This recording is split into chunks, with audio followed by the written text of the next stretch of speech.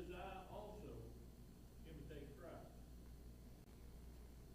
Keeping in context, you really need to back up to 1 Corinthians chapter 10 and verse 33, which is that last verse, where Paul said, just as I also please all men in all things, not seeking my own profit, but the profit of many, that they may be saved. Now hopefully that sheds a little bit of light on what Paul is saying, to imitate me as I also imitate Christ. He's not setting himself up as Christ. He is telling them, you can imitate me, or you can follow me as I follow the Lord. And what I'm doing for the Lord is I'm giving up my liberty. Remember in chapter 10, where we were talking about Paul gave up his monetary salary. He did things freely, so no man would have any accusation against him as far as preaching the gospel. He gave these liberties up. So, and then we get right into chapter 11, and he's saying, imitate me as I imitate Christ. He's saying, basically, I've set an example of what it means to give up my liberty for the sake of Christ, and you need to do the same. In many Christian circles, you'll hear about people following the lead of a pastor. You follow the lead of a pastor as he follows the Lord. But if a pastor ceases to follow the Lord, then you cease to follow the pastor. And that's just the way that works. That's the reason Paul says, you imitate me as I imitate Christ. And Paul is looking to Jesus for all things, of course. He didn't set himself up as the example. He set himself up as the example of how to follow Jesus. There's a big difference. Our job, regardless of who we are or where we are in the Lord's work, is to show Jesus Christ in everything that we do, everywhere we go, everything really that we say. Paul told Timothy, and that applies whether you're young or old. He told Timothy, let no man despise your youth, but be an example to the believers in word, in conduct, in love, in spirit, in faith, in purity. 1 Timothy 4 and 12. So being an example is something that we're used to, right? An example to others. So when they look to us, they should be able to see Christ. And Jesus said that. He told us to conduct ourselves, basically paraphrasing what he said, in such a manner that they'll see your good works and glorify your Father which is in heaven. In other words, be an example that they can look at, and by looking at you, they can see Jesus. Then in verses 2 and 3, he says, now I praise you, brethren, that you remember me in all things and keep the traditions, just as I have delivered them to you. But I want you to know that the head of every man is Christ, and the head of the woman is man, and the head of Christ is God. Paul praise to the Corinthians is delivered to them, but it's somewhat of a sarcastic statement. It's not really, he's kind of criticizing them in a way, because they did not remember Paul's teachings, and they were involved in all kinds of things that they shouldn't have been involved in.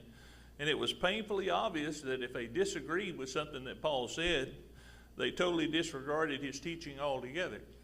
And we'll find more evidence of that as we go further into the 11th chapter of 1 Corinthians. And he goes forth to say, in this passage, notice that he talks about traditions. Traditions is a scary phrase to some of us. We have a lot of traditions. And not all traditions are bad. Jesus confronted traditions with the Pharisees because they were condemning he and his disciples for not washing their hands before they ate. That was their tradition, and to disobey it they thought was just a great disservice to God. Jesus was going about healing on the Sabbath, and they had a fit because you're just not supposed to work or do anything on the Sabbath. But Jesus made it plain the Sabbath was made for man and not man for the Sabbath. So he made one other example to him. It's not what goes into the mouth that defiles a man, it's what comes out. when they were raising a lot of grief about what they were eating. So traditions can be bad if they're applied in a manner that doesn't really matter. And they're good traditions. I personally think it's a good thing that we celebrate Jesus' birthday. Now, I don't agree with all the hoopla we've added to it and how Satan has tried to take the light away. But I think it's a good thing that we observe that holiday. It's a tradition that we have. I think Thanksgiving is a good thing, where we come together and we give thanks to the Lord for every year. And that's a tradition. We do it traditionally every year. Even birthdays, when we talk about people's birthday, that's a tradition also. But it's not necessarily bad. Easter, I mean, we can go on about the different traditions that we have, but Paul is not referring to the teachings of the Pharisees or anything like that. What he's referring to is the teaching and practices of the apostles, which were given to them by Jesus. There are many things that we do traditionally, such as praying. I'm pretty traditional about it. Whenever I go to pray, I pray about the same time every day, and I bet you do too. It's just something that we need to do. So he's not talking about ceremonies or rituals. He's talking about basic teachings and doctrines of Jesus Christ. And then he goes further. He says, the head of every man is Christ, and the head of every woman is man, and the head of Christ is God. I saw you looking at Matthias. Okay. Well, hopefully by the time this is over, maybe you won't. Paul makes it clear that God is a God of order. And there is an order, even in the family. There's an order in everything that we do. And without order, there's no authority and there's no accountability. And that's what we see in our world today. There's discount and authority, and we'll get into that a little more in every area. And there's no authority. But then again, you have to keep it in perspective. Jesus said, let whoever is chief among you be your servant. That means anyone that holds a position of authority is accountable to serve the people that they have authority over. One of the reasons that David is referred to as such a good king wasn't because David was good, because David made a lot of mistakes, and some of them very big mistakes. But what made King David so special was he really loved his people. And then when I say he loved his people, I mean he really loved his people. When it came down, God was about to pass judgment on Israel.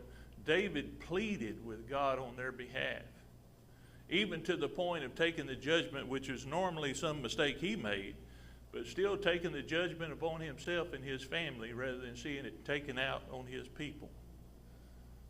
Now that's the kind of submission that God is referring to. It's not a rulership per se.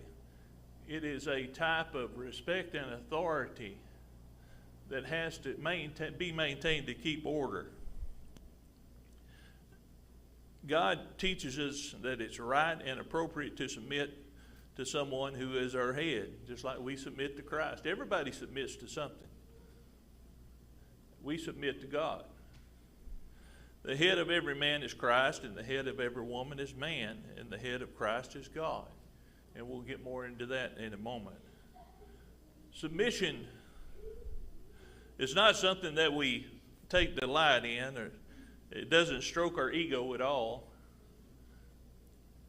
but it's very real. And sometimes even men are often offended whenever they have to submit to somebody else's leadership or their authority. But we are all in submission to Christ in all things, whether we're male or female. And here's the thing, Jesus, being equal with God, thought it not robbery. In other words, he was in submission to the Father. Even though he was equal to him, he put himself in under God's authority. God requires all of us to submit as having authority. submit to Him as having authority and lordship over our lives. It's voluntary. And this same submission is what God expects from men, and He expects it from women, though it may be expressed in different ways. It plainly says in Ephesians chapter 5 and verse 25, husbands, love your wives as Christ loved the church and gave Himself for it. Now, it is true that the husband holds the headship of the house, but that doesn't mean that he's a dictator or a tyrant or anything of that nature. In fact, I've seen households where they tried to run 50-50. And I'm not trying to be sarcastic or anything else, but a household running 50-50 can never work. Because if you disagree, you're like playing tic-tac-toe. The cat got it.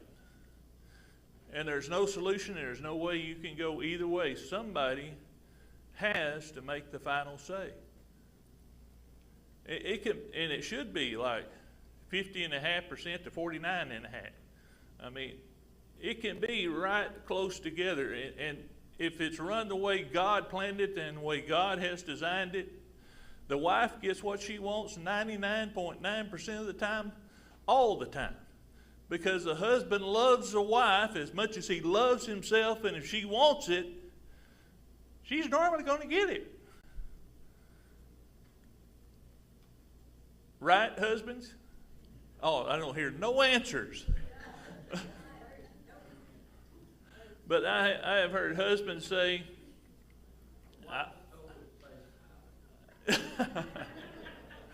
I run my house. I've heard men boast about that. But I have a little humor to share with you about that kind of mentality. One beautiful morning, Leo the lion wakes up in his den, and he gives a big morning roar and stretches, and he's ready to start out for the water hole. On his way, he comes across a monkey sitting on a rock, and he just reaches up and slaps that monkey to the ground and holds him down and asks him a question and said, "Who's king of the jungle?" And the monkey said, "You are, Leo. Everybody knows that."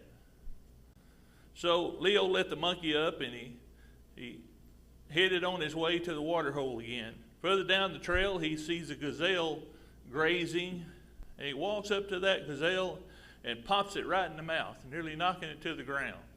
Then he asked the gazelle a question. He said, "Who's king of the jungle?" And the gazelle replied, "You are, Leo. Everyone knows that."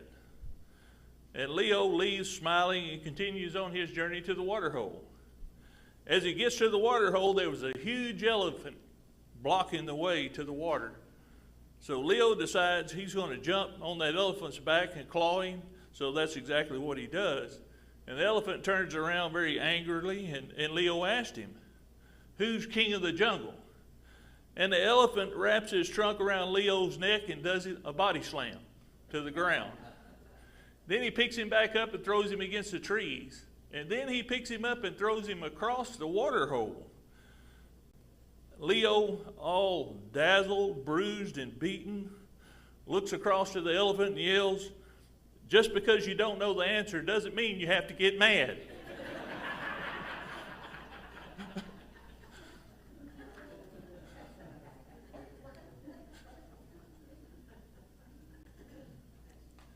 Jesus did not think it was a bad thing, being equal with God, to place himself under the authority of God. And it's not bad. If it's done properly and in biblical order, it brings happiness, joy, and contentment to the household. In verses 4 through 6, Paul wrote, and I'm going to let Frank teach about this one. Paul wrote, "Every man praying or prophesying, having his head covered, dishonors his head. But every woman who prays or prophesies with her head uncovered dishonors her head. For that is one and the same if her head were shaved. But if the woman is not covered, let her be shorn. But if it is shameful for a woman to be shorn or shaved, let her be covered."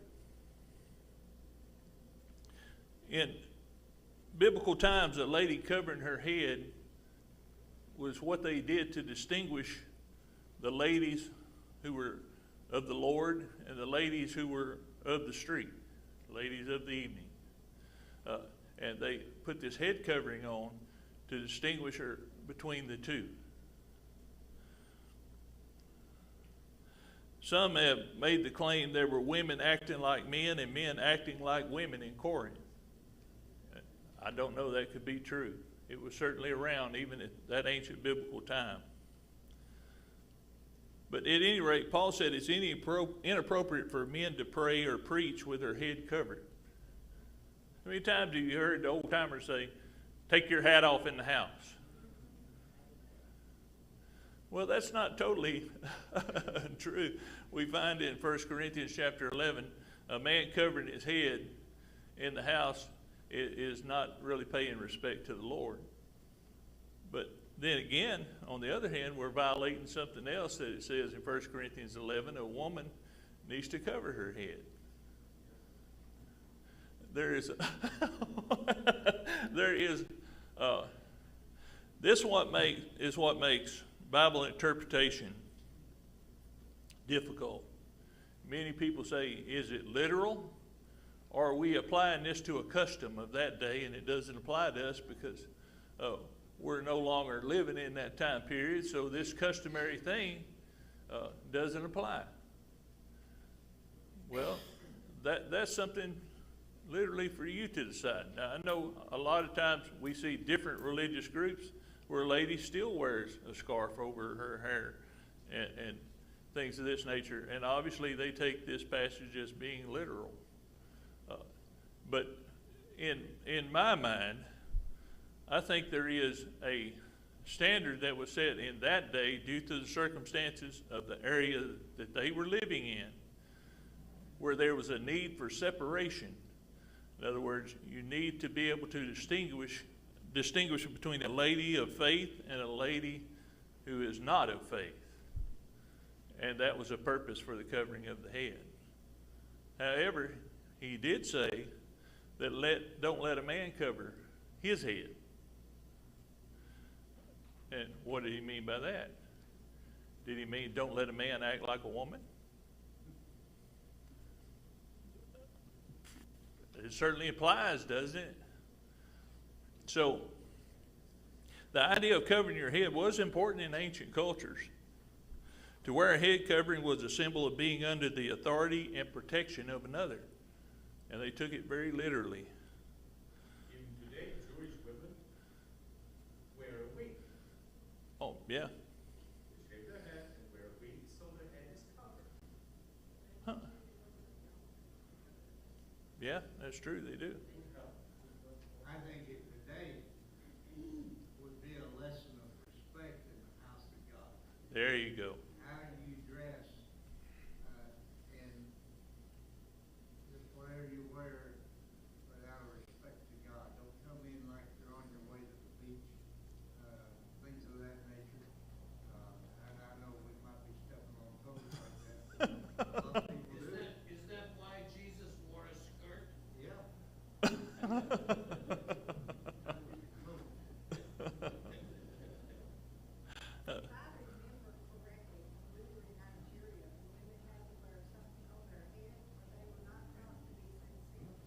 Yes.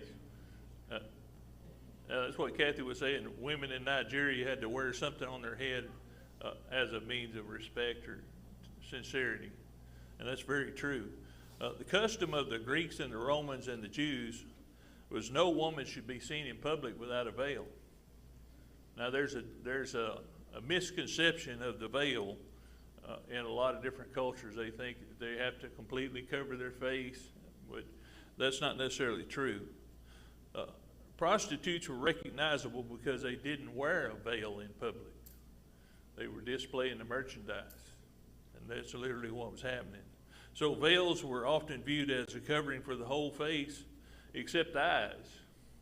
And there are some cultures where the veil, they actually cut out eye holes and cover the whole face. But in most cases, the veil was used to cover the hair and tie it on their head like a scarf. And ladies used to do that a lot, put a scarf on their head and tie it. Yeah. How did you recognize the men who offered services from those women? I'm sorry, it, How did you recognize the men who offered services from those women? They're on the same level. how do you recognize the men? Who offered services from those women who didn't turn their head? Oh, yeah. When did you recognize them? Oh, well, they didn't do anything. Well, there you go. Yeah. They didn't do anything. Now, if they caught them in the act of adultery and they obeyed the Old Testament law, they took them to the stone quarry and stoned them to death. Maybe that's why they were the young ones. Yeah. Those men Yeah. Yeah. Yeah. Yeah. There is something also, and that's a good question, about the men, how they held accountable. But there is the world had to reach a point of such chaos and confusion about religion that they would crucify God's only Son. And that's where they were.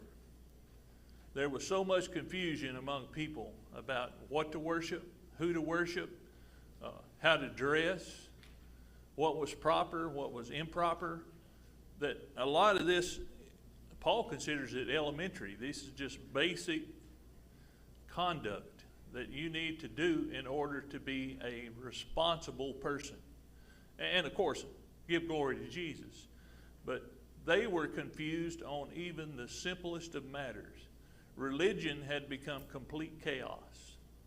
That's the reason Jesus spent his whole ministry not arguing with lost people. He argued with religious people about what they believed and what they thought.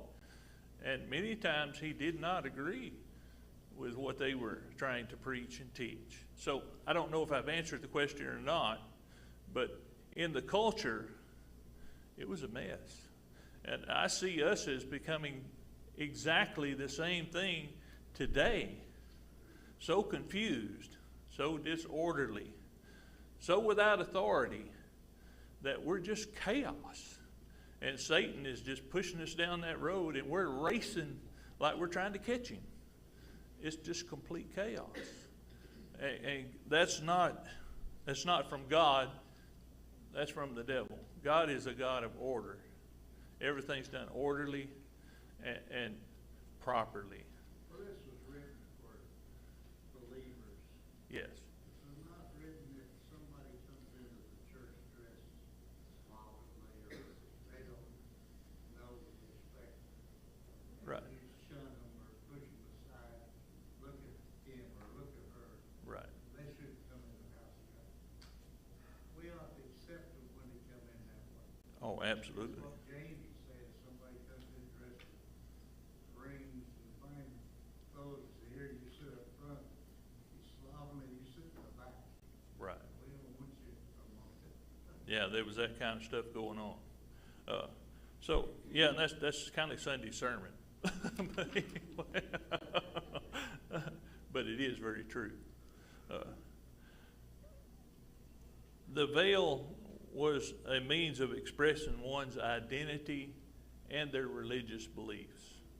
And one of the, and I'm not beating anyone up, but one of the biggest obstacles we have to hurdle over in our day and time is it's hard to distinguish in the world who's a Christian and who's not. It just kind of all blends together. So that gives it the idea that no one has authority, no one has order, and I'm as good as you are. And as far as salvation is concerned, because you act just like I do. And that is basically what Paul is trying to define, is you welcome them in, you love them up, but you can't be like them. You have to stand out as being different. And he goes further to say, and this is the reason I know most scholars believe he's talking sarcastically, is because Paul turns around and says, if some of the women would refuse to follow his counsel concerning the veil, let them shave their head. If you look back to Numbers chapter 5, verses 11 through 31, if a husband thought a wife was committing, that's another one, Cindy. Nothing about the husband, but the wife. If the husband thought a wife was committing adultery, but he had no proof, he could command her head to be shaved. And it was a shame. In other words, he's shaming her. He believes she's done it, but he's got no proof. So Paul is basically using this Old Testament law and pointing out the fact that if you're going to act like you're a lady of the evening, then you need to go ahead and be one. Or you go ahead and go all the way. He's speaking sarcastically. He really doesn't want that. So, in verses 7 through 10, for a man indeed ought not to cover his head, since he is the image and the glory of God, but the woman is glory of man. For the man is not for the woman, but the woman from man. Nor was man created for the woman, but the woman for the man. For this reason, the woman ought to have a symbol of authority on her head because of the angels. In other words, God has established an order. And if we go all the way back down to the beginning, when Adam and Eve failed to sin, Eve, because she was tempted by Satan to take that forbidden fruit, one of the things that God told her is she would be in submission to her husband. And she would have pain in childbirth. And just as surely as sin entered into the world, that was her lot. And because you have tempted your husband, this is going to fall upon you. He's going to have authority over you. And that was part of the punishment. Now God's not into just punishing you forever. And we'll get into that in a moment. But he goes forth to say man is the image of God. God did create Adam. And you remember the story of how he caused a deep sleep to fall upon Adam. And from one of his ribs, he created Eve. And that is what Paul is bringing out. God created Adam from the dust of the ground. And then from Adam, he created Eve. Or in other words, he established an order. In the scriptures, we have something going on even in the Southern Baptist Convention, which is, it breaks my heart, really, because it's mass confusion. We have sides bickering over whether we should have lady ministers, lady deacons, and it's causing a big uproar, and it's really terrible, because for years and years it has never been a question. All of a sudden it is. And you ask, well, why now? Why didn't it happen 100 years ago? It's because the chaos is growing more and more, and the order has been criticized, it has been customized, and everything that you can imagine, and it's God's prescribed order. Now that doesn't mean, and here's the thing that I want you to really take to heart in 1 Corinthians chapter 11. Some women think that they're just a wallflower on the wall, and that's all they're able to do, and that's not true at all.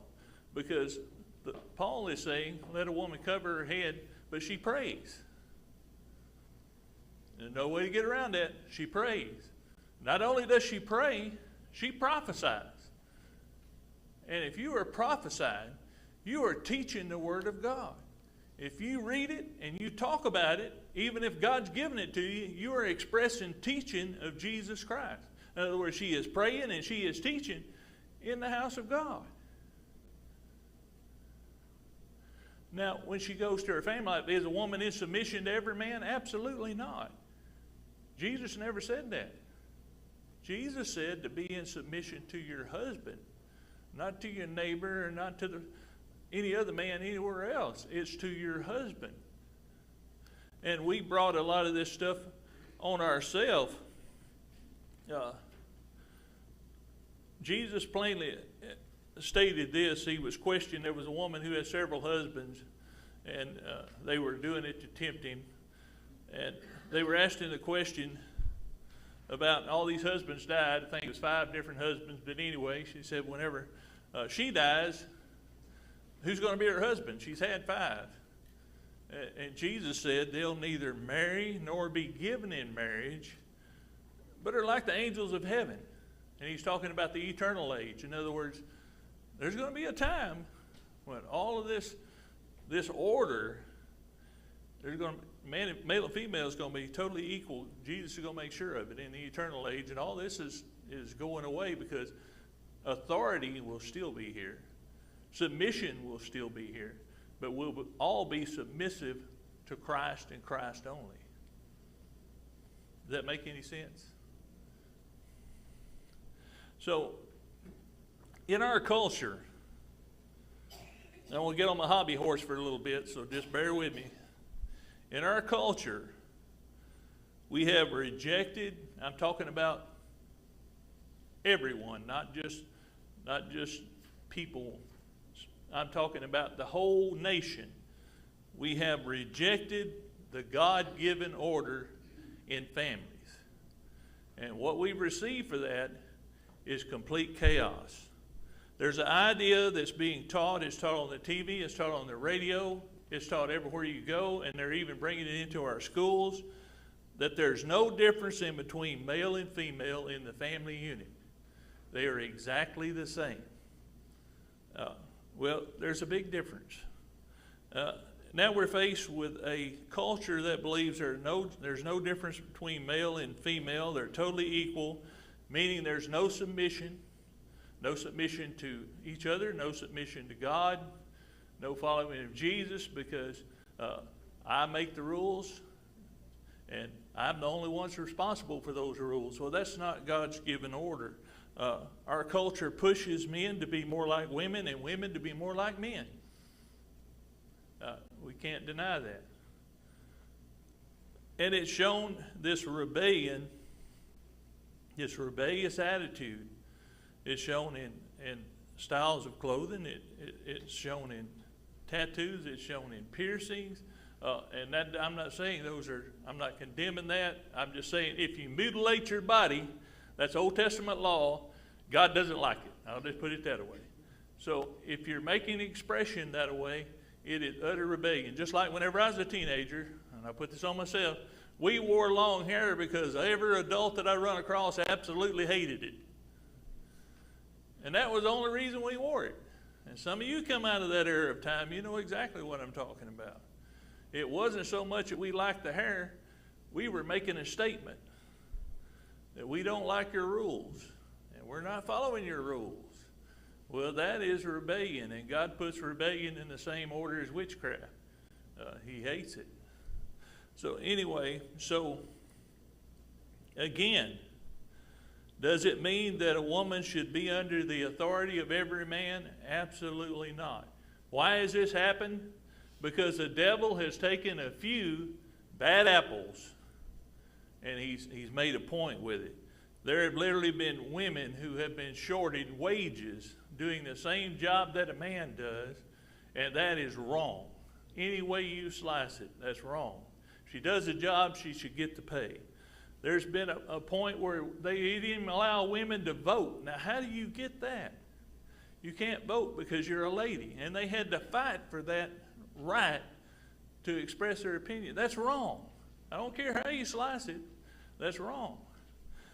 And then there has been, on the job site, whenever more and more women in our culture are forced to work, they have been discriminated against sexually because they wouldn't comply to their boss's request.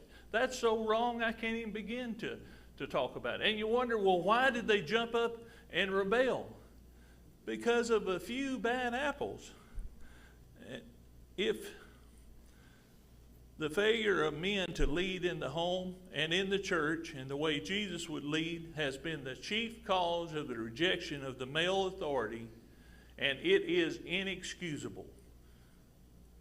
There's no excuse that they can make for it. And one day they will stand before God and answer for it. Your wife, guys, is not your old lady. She's not. She's your partner. And she's your partner for life. And any husband that doesn't respect his wife is not obedient to the commandments of Jesus Christ. They're just not. Because a husband who's doing what God has commanded and he's in tune with Jesus Christ is going to love his wife the way he loves himself. And like I told you before, She gets just about anything she wants within reason. If she wants it, she's going to get it. And I have to be careful in telling Rita what I want, because whether we can afford it or not, she's going to try to get it. And she's the same way. If she tells me she wants something, I may not be able to get it right then, but eventually we'll work around and we'll get her what she wants. That's how a marriage functions. That's God's prescribed order. Not that we're some great example to follow, because we're certainly not. But the love and the care for one another is what God is instituting, and that's what submission is all about. Jesus submitted to God the Father because he knew good and well God the Father was going to take care of him no matter what.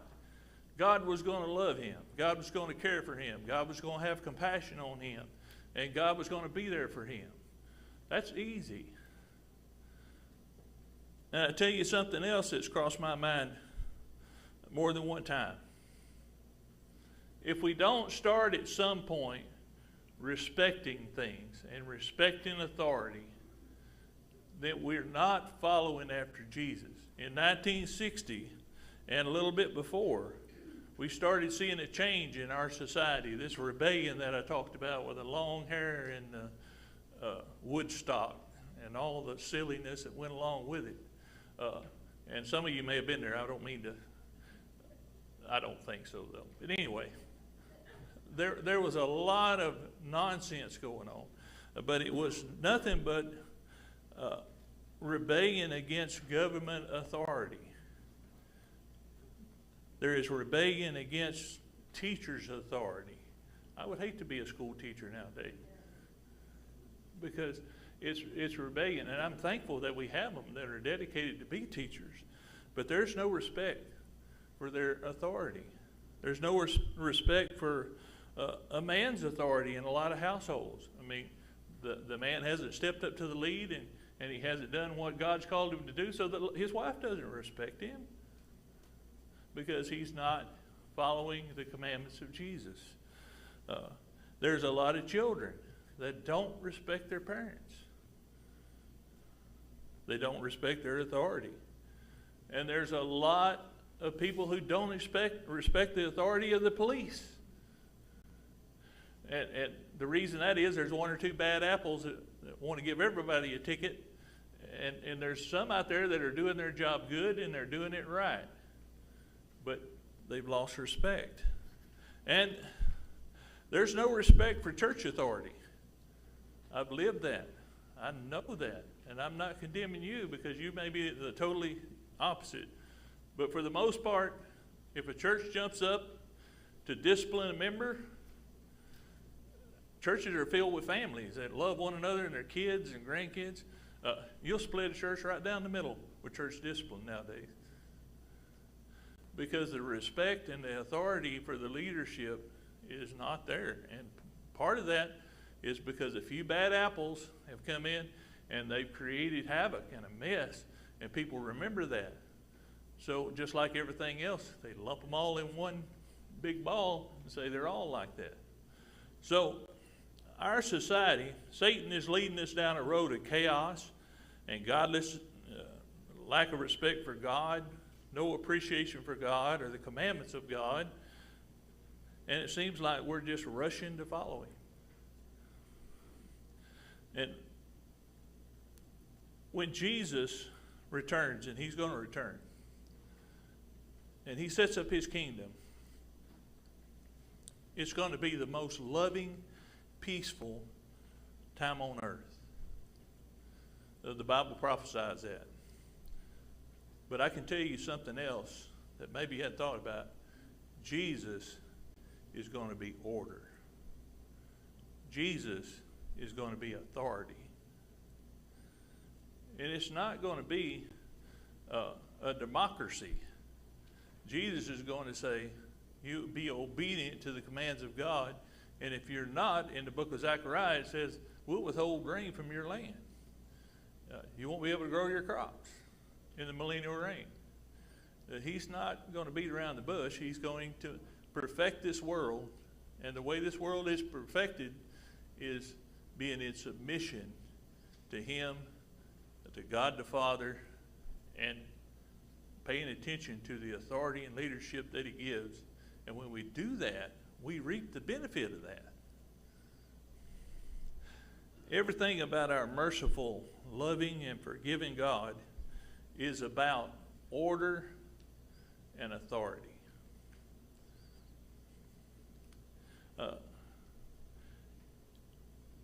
Any comment that? It's gonna be real rough on everybody who, we're so self-oriented now, the whole culture is to do this work, and do what you wanna do, I've got my rights, and this is what I think, but it's gonna be rough on them. Yeah, we are a self-oriented people. I am myself because we've been trained to be. But Jesus pulls our blinders off and helps us to see everyone around us. But that's certainly true. One thing about it I've questioned, and it's not my right to question anything, but I thought, well, why is Jesus going to reign for 1,000 years? He could have done it in 2 days. Why 1,000 years? And the only thing that this small brain can come up with is he's going to allow you to have free will, and you'll decide to worship him. It'll be your choice, just like it is now. The only difference is he'll be sitting on the throne.